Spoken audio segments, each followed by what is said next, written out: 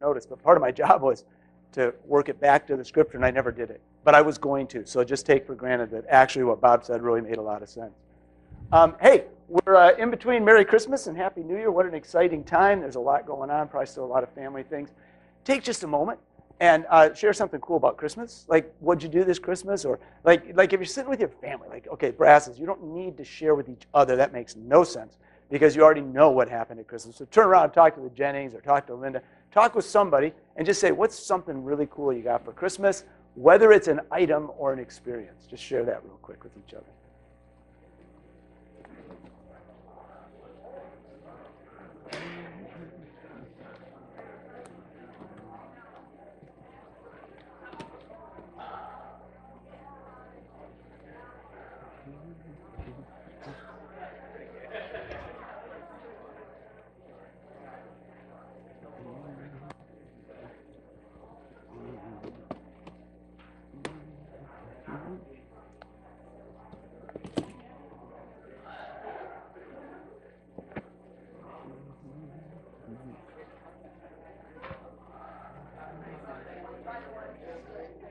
Merry Christmas. Merry Christmas. Merry Christmas. You get the 2 weeks in a row. Top you up. Well, yeah, Tim's still really recovering. So. Thank you.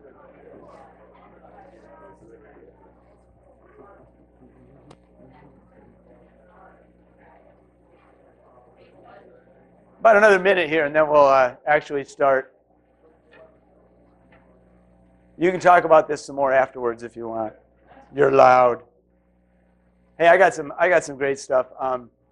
Mostly I got the time with the family. Mostly I got to sleep in, which happens when your kids get old. For those of you with younger kids, you'll begin to appreciate that there will come a time when the kids will not wake up and get you out of bed. But actually, you will have to wait for them. And it was quite exciting. The goal from Joey and Emily, who are the two that still live with us, was we're going to try to make it to 8 o'clock. We're going to try to get up at 8 o'clock. That was we're going to try to get up at 8 o'clock, and I'm thinking, glory, hallelujah, life gets better. So I just want to encourage you that if you have younger kids, you'll understand that. A couple things I got. I'll just show you. This is my new guitar case. Very exciting. Yeah, look how fresh and clean it is. This is my old guitar case. Look how much duct tape it has on it. I think that's worth noticing. My lovely wife noticed that I need something new. And so she looked at the old and she said, you don't need that anymore. Let's get you something. This one, I'm not kidding. It's padded inside. It's like got a fur coat in there. I want to climb into my guitar case and take a nap, but I'm just a little too big. Glorious stuff. I also brought some old stuff just from old Christmases past. This is a baseball bat that I got in the late 70s. Why do I still have this? When I came back from Brazil, I was going to play softball because I was too old to be on the baseball team. I was out of school. My dad let me play on a softball team, and so I got this bat. Isn't this bat awesome? It's like it's real wood. Really super cool. When I hold it and when I look at it, it kind of warms my heart. It kind of makes me feel good. Like I can remember getting this bat, and I remember how excited it was. I also realized that if I went to play softball today and I showed up with this bat, I would be laughed off the field. But it still makes me feel good. So I still have it. In fact, my wife will tell you, I have a lot of things in our attic that make me feel good but have no practical use anymore in the life I'm living. This one right here, this was my favorite gift when it came out. Some of you guys will remember Trivial Pursuit. It was 30 years plus ago. This was the gift. Like when Trivial Pursuit first came out, you hoped there was a box shaped like this. You know, if you were in a little bit older, if you were in your teens and 20s, you wanted this book, or this as a gift was amazing. And Trivial Pursuit, who remembers playing Trivial Pursuit? Anybody remember this game? Okay, you may remember one of the weird things that was pointed out to me is that the original set was made in Canada. And so there's a whole bunch of questions that nobody in the States could answer because they were all about Canadians. They made no sense to anybody. Anyway, good stuff. Trivial Pursuit, I love Trivial Pursuit. There is a lot of stuff that we've gotten in the past that still has a place in our heart. Am I not right about that? And it's still actually, we kind of, like I'd like to go back and play Trivial Pursuit again except there aren't very many people that could play because nobody's, I can't find a lot of people where I work at school that are from my generation. Like they couldn't play, like it doesn't make sense anymore. We are in between Merry Christmas and Happy New Year. And in between the two, it's time for something new. And this is what I want to hopefully spend a little time on today. We need to learn how to take the new from Christmas into the new year so that we can live a new life.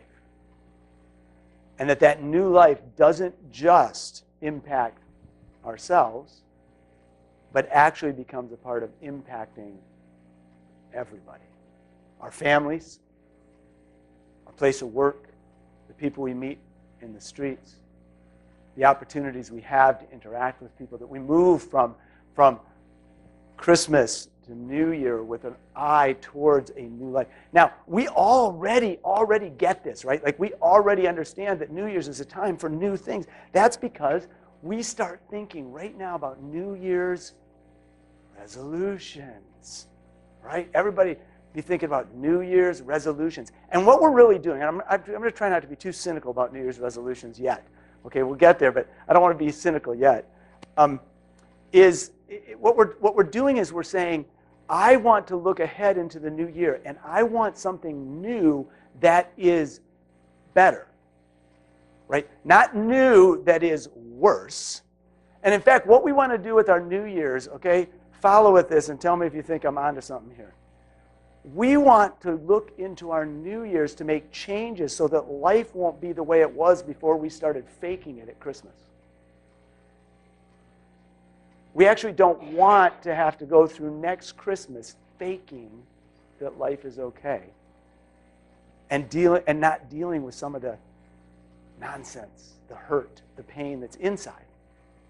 And so we start thinking, well, I've got to change some things. We make a decision, a New Year's resolution, that we're going to try and fix something that is wrong. I have never, in seriousness, heard anybody say, I'm hoping to gain 50 pounds in the new year. This is my goal, okay, except Emily maybe. Not 50, but I've never heard anybody say, my goal is to eat more chocolate. I don't eat enough chocolate.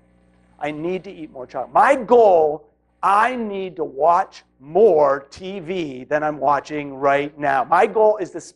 I want to need a new couch by the end of the year. My resolution is to need a new couch by the end of the year because my butt has worn a hole in that couch.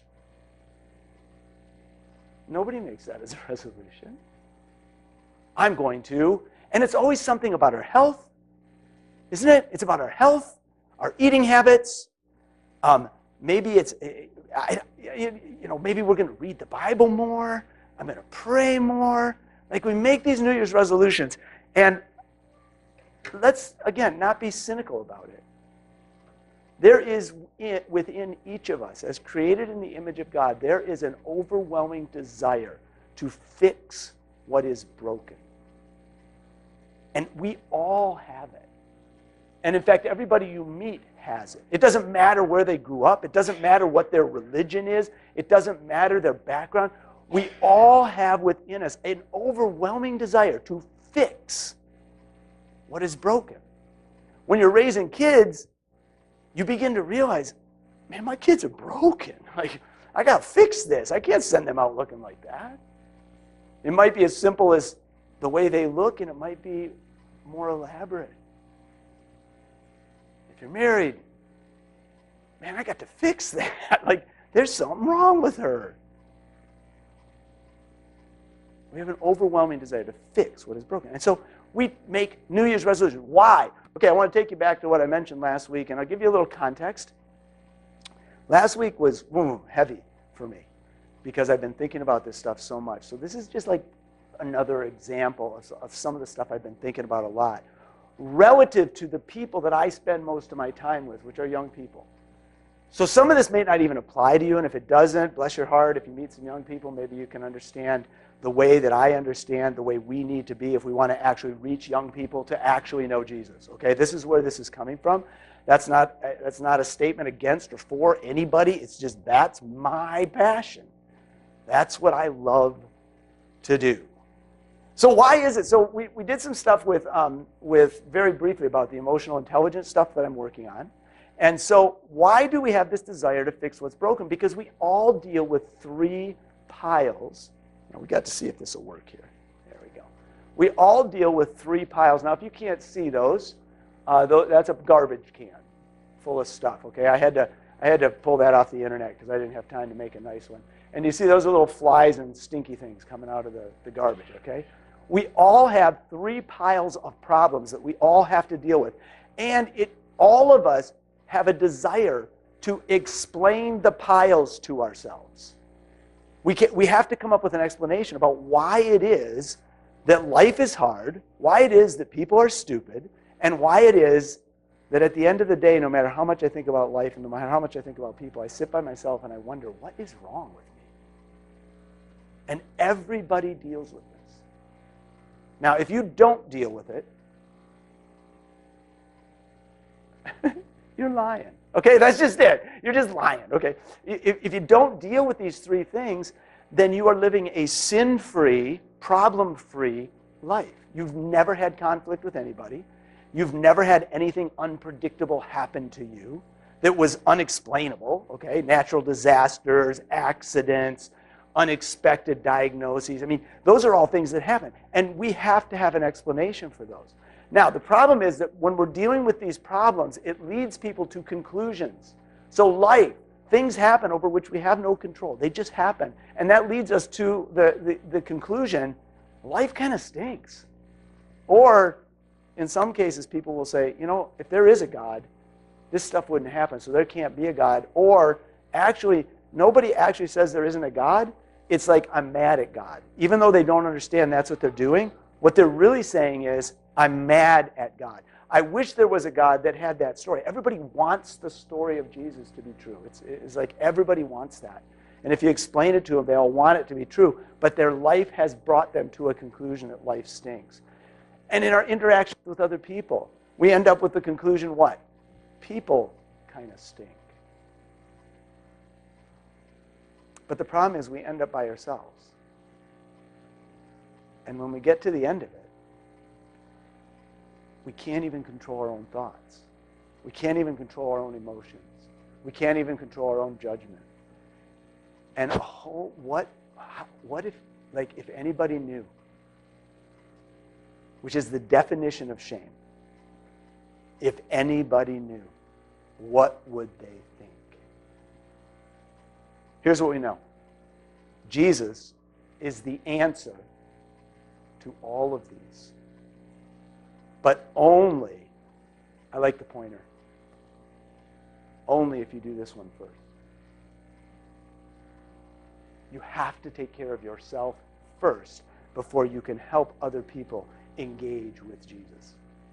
Because if you haven't understood the love and the grace and the new thing that God has for you in Jesus for yourself, and this is the thing that I've noticed in working with young people, and in fact, maybe with old people too, because I'm increasingly an old person.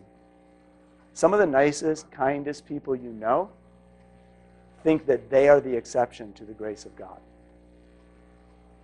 I know I'm supposed to treat other people this way, but I myself, I have greater darkness than that.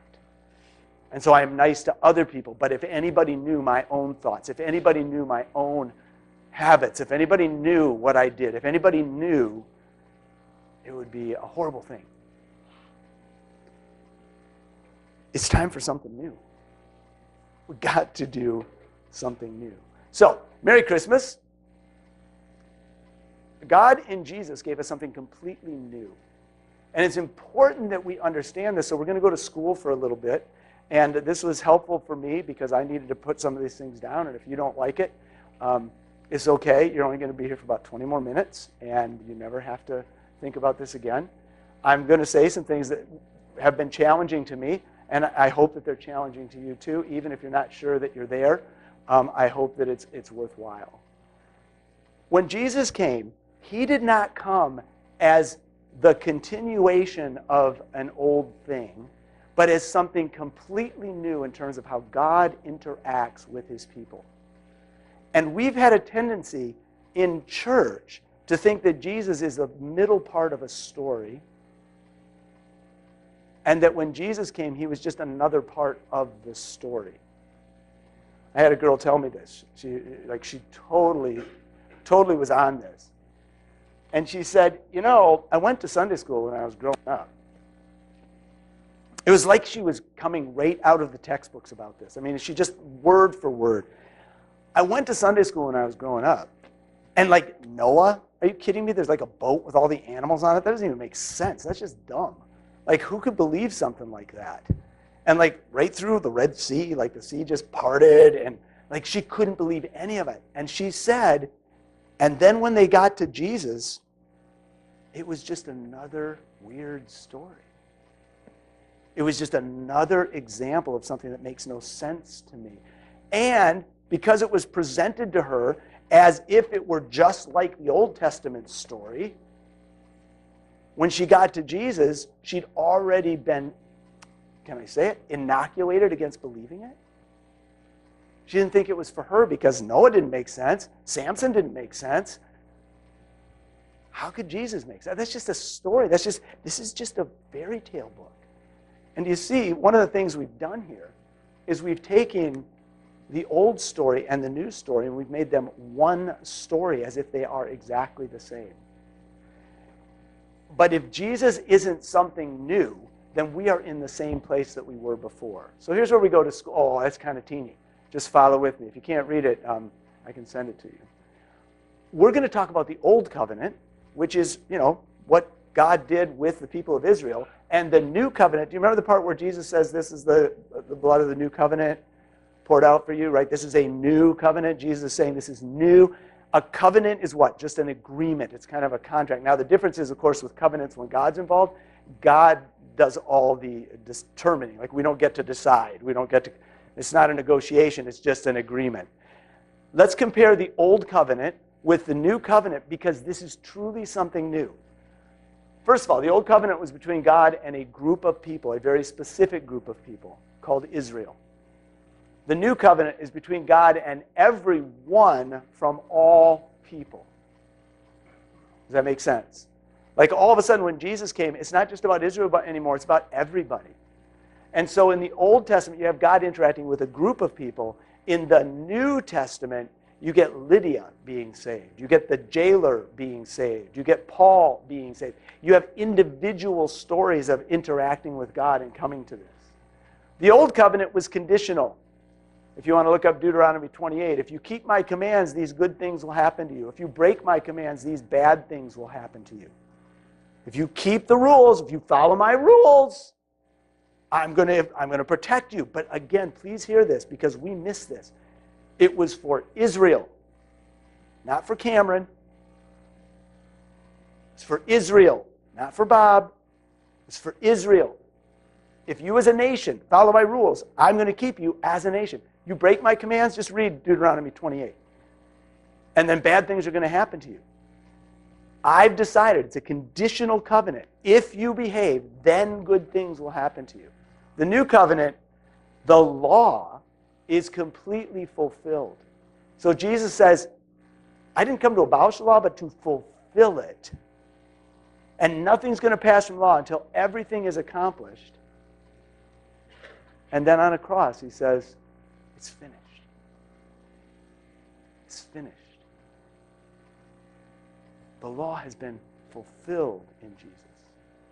We are not obligated to the law anymore.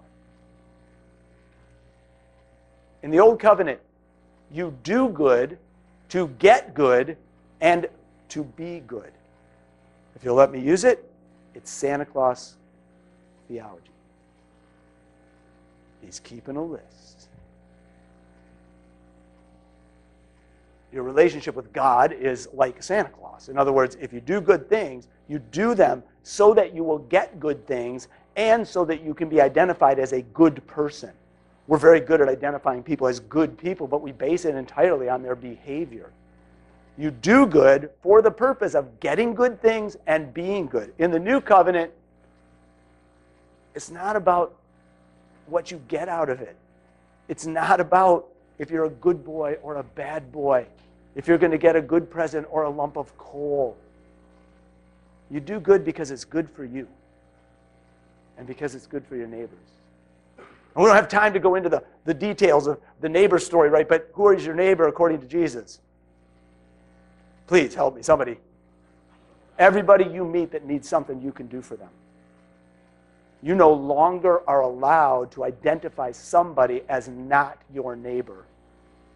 The Jewish people believed that the Jewish people and God were set apart. God had set us apart. Our neighbors were the Jewish people, but the non-Jewish people, not so much.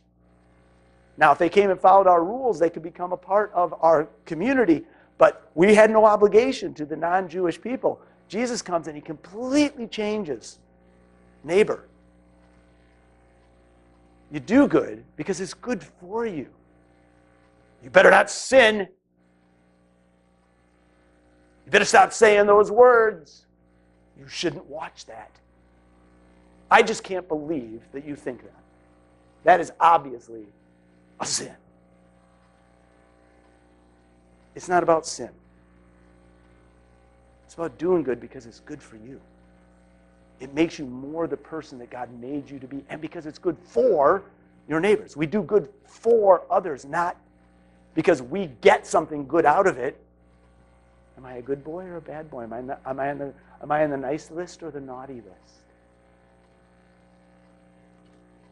In the Old Covenant, your identity and your standing was based on obedience to the law. In your New Covenant, the identity is based on relationship through Jesus, who obeyed. We are no longer obligated to the law. Now, this is weird stuff, and this is where someone's going to get on me, but the Old Covenant is the Old Testament. I didn't quite get it right. You want to get out your Bible, you can do this. You want a little visual representation. You don't have to do it, but if you want to. The New Covenant is in the New Testament. When John comes, he does his version of the Christmas story, which is what? The Word became flesh and made his dwelling among us. We have seen his glory. Glory is of the one of only, sent from the Father, full of grace and truth. Jesus was full of grace and truth. Just a couple verses later, he says, for the law was given through Moses. Grace and truth came through Jesus Christ. John says clearly, this is. This law no longer applies to you. It's interesting history. It points to a Jesus that's coming. It's good for us to know, but it doesn't apply anymore. And we've confused a whole bunch of people by saying it's one thing. That it's just a continuous story. There's no break. There's no new in it. Jesus is something completely new. It's completely different. This is, you guys, Trivial Pursuit. I love Trivial Pursuit. I'm going to use it as a teaching moment. I hope you're okay with that.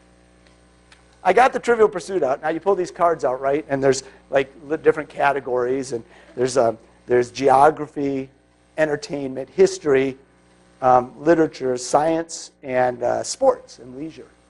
So I pull out a card. And it says, who's the youngest golfer to have won the Masters? Now, first of all, most of you in the room could care less. Like, you do not care. You don't even know what the Masters is. You could care less. Let me say it another way. We say that, but what we really mean is you could care less. So you couldn't possibly care less who the youngest golfer is. So you turn it over, and it says Severino Ballesteros, a Spanish golfer who won the Masters in 1983, I believe. It's not even true. It's Tiger Woods. And Jordan Spieth, and then Seve Ballesteros. Now, here's the thing. You guys, this is crazy stuff, right? It's interesting. But some of it isn't even true. anymore. Do you follow? It's interesting. And here's the thing. Most of you do not care about the Masters or about who the youngest golfer was or who Seve Ballesteros. Who is that? You don't even care. And the reality is, it's interesting for some people, but for most of us, we read the Old Testament and we have the exact same reaction. Like, what is this about? But I've been told my whole life that the Bible says. And so there must be something important there. You read the first 9 chapters of Chronicles and tell me there's something interesting in there. There's nothing in there. There's a bunch of people you've never heard of and you don't care about. And you're like, well, I've got to read through the Bible in a year, so I better read this stuff. And it's like, it's interesting. And there are some phenomenal things in the Old Testament that teach us so much about who people are and why we needed something new. And this is where I'm just going to offend somebody. But some of it's not even true anymore. Deuteronomy 28 is one of those things. If then belongs to the old covenant. It doesn't actually apply to us anymore. And while it's interesting to see why it was that Israel needed Jesus, and through Israel we get Jesus, it actually doesn't apply. Why is this a problem? Oh, hold on. Have you ever noticed that I have no idea where I am most of the time? Did I not have a... I must have put it down over here. So why is this a problem? This is a problem because we are all Old Covenant people at heart. In spite of the fact that we know about Jesus, we are all Old Covenant people. We like Old Covenant stuff. We like rules. We like documents that tell us what's right and what's wrong. Why? Because it helps us keep score. How am I supposed to know who the good guys are and who the bad guys are if I don't have laws to point out whether they follow those laws or don't follow those laws? And we keep score like this, right? It tells us who's right and who's wrong. Well, who's right is the people that are like us and who think the way we do. And who's wrong? It's pretty much everybody else. And it's so easy to evaluate people by law. We love law. In fact, we're not exactly sure how to be defined any other way. So in our story today, the Pharisees come up to Jesus. And you can see it, right? Do you think of the Pharisees like this? I do all the time. It's like, Jesus, we fast. Even John's disciples fast. We don't know what to make of John, but even John's disciples fast. But you guys are just like partying all the time. Like, what up? You don't religion right. You don't worship right. You don't believe right. You don't act right. You don't follow the rules right. The Pharisees are like, ugh. And don't we all do this? It's what the Pharisees did, right? All the time. They were to Jesus. You don't keep the Sabbath right. You don't wash your hands before you eat the way that you're supposed to. You're talking to women in public? Are you kidding me? And you made the Samaritan a hero? You don't religion right. We are all Old Covenant people. We love this. And here's why we love it. We love it because we use the law to create distance between ourselves and people that we don't like. That's the simplest thing. The only way that I can have distance, and I'll just use my daughter, it's the easiest. The only way that I can have distance between myself and Emily is if I evaluate a gap between me and her that I attribute to her lack of following my rules. And there's no peace in this. There's no peace on earth. There's no goodwill towards men. See, Jesus came and he was full of what? Grace and truth. Now, it's true she's not following the rules. But if I stop at truth, I have distance.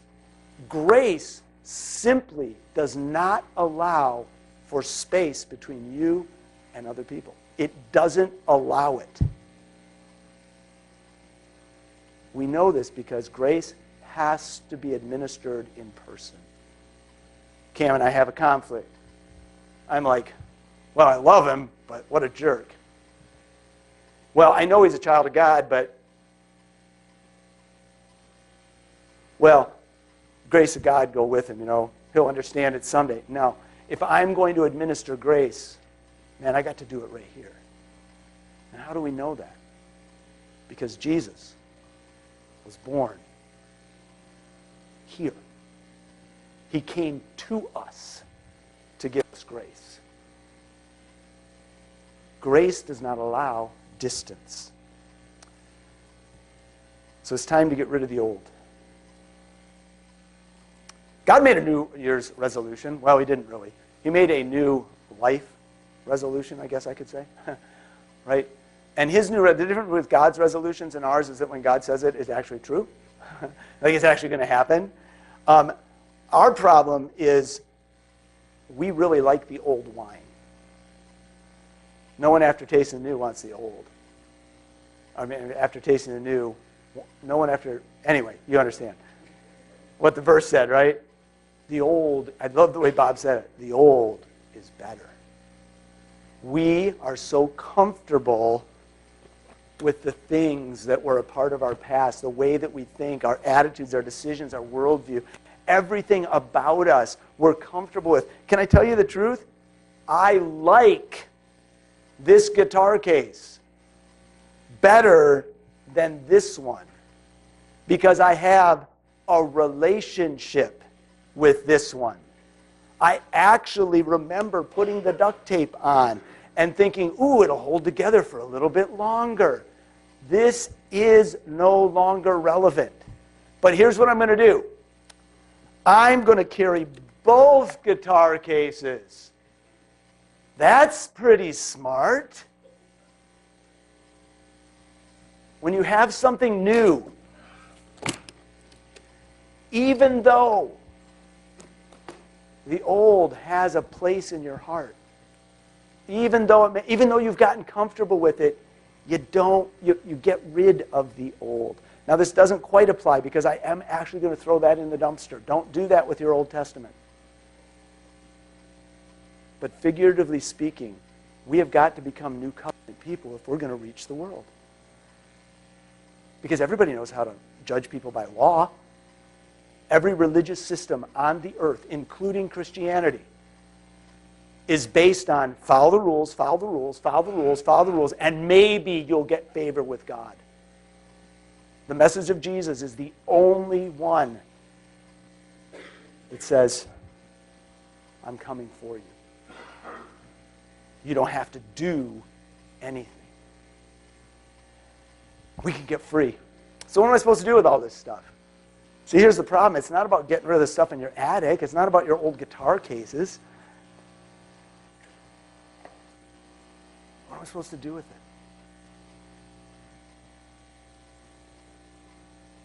Because these are the things that are inside of us. These are the things that Jesus came for. And we can't get to the piles of life and the piles of people. The reason that we stay fixated on the people and on life is because it protects us from having to deal with ourselves. Right? We look at life and we say, well, that's just the way I was born. I've always been one of those kind of people who, well, I'm just that kind of a person. Well, you don't know what happened to me, and you don't know the accident, and you don't know what happened to me. Or it's other people, right? Like it's my wife, right? Or if my kids. Well, you know those people I have to work with. If it wasn't for them. But the reality is we all end up alone with our own pile. And you don't have all those. You might not have, none of those may describe who you are, but you got something. We all do. And this is what Jesus came for. To give you something completely new. No longer do you have to make a resolution to do better in order to be better. You are already better. The good news of Jesus is you are already free. You are already forgiven. You are already set free from these things. You no longer have to be bound by these anymore. And the only reason that we are is because we think that maybe even if Jesus knew about this, maybe even he wouldn't want to be born there. It's time to take the new of Christmas, take it into the new year so that we can live a new life, so that we can be full of grace and truth. It's not easy to be full of grace and truth, right? It's not easy. Like, we gravitate towards one pole or the other, or we end up in the middle. Not too much truth, not too much grace. That weirds people out. But Jesus was the perfect example of both. Honest discussions with no judgment. But before we can do that with each other, before we can do that out there in the world, we need a little time with ourselves and Jesus. Honest examination of the darkness. Oh, goodness. So my encouragement to you today is let Jesus be born into the darkest part of who you are. Take some time between now and New Year's and have some honest conversation with Jesus. And then if you have the courage, find someone else to talk about it with as we begin to live a new life because of the new Jesus who brings us a new covenant. Amen.